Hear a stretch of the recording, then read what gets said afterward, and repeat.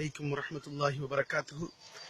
அண்ணல் பெருமானா ஸல்லல்லாஹு அலைஹி வஸல்லம் அன்னவர்கள் கபருடைய சிந்தனையை நமக்கு ஊட்டும் விதத்தில் ஒரு செய்தியை தருகிறார்கள். ஒரு மனிதர் இறந்துவிட்டால் அவரை கபருக்கு செல்கின்ற பொழுது அவரை சுமந்து செல்லக்கூடியவர்களுடைய செருப்பு காலணி சப்தத்தை கூட மையத்தானவர்கள் கேட்பார்கள்.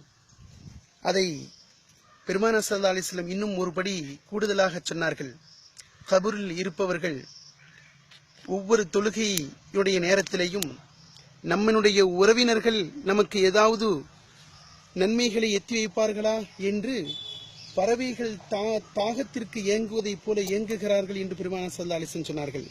என்றால் கபராளிகளுக்கு நாம் அவ்வப்போது, குறிப்பாக கபராளியாக இருக்கக்கூடியவர்களுடைய உறவினர்கள், தாயினுடைய பிள்ளையாகவோ சகோதரர்களாகவோ உற்ற தோழர்களாகவோ இருந்தால் அவர்களுக்காக வேண்டி ஒரு சில குர்ஆனினுடைய ஆயத்துகள் ஓதி நன்மைகளை எத்தி வைத்தால் அது அவர்களுக்கு மிகவும் சந்தோஷத்தை தரக்கூடியதாக இருக்கும் என்ற கருத்திலே பெருமானார் ஸல்லல்லாஹு அலைஹி வஸல்லம் இவ்வாறு சொன்னார்கள். அதற்கு நாமும் அந்த கபராளிகளுக்கு நன்மைகளை எத்தி வைக்கக்கூடியவர்களாக அல்லாஹ் ஆக்குவானாக.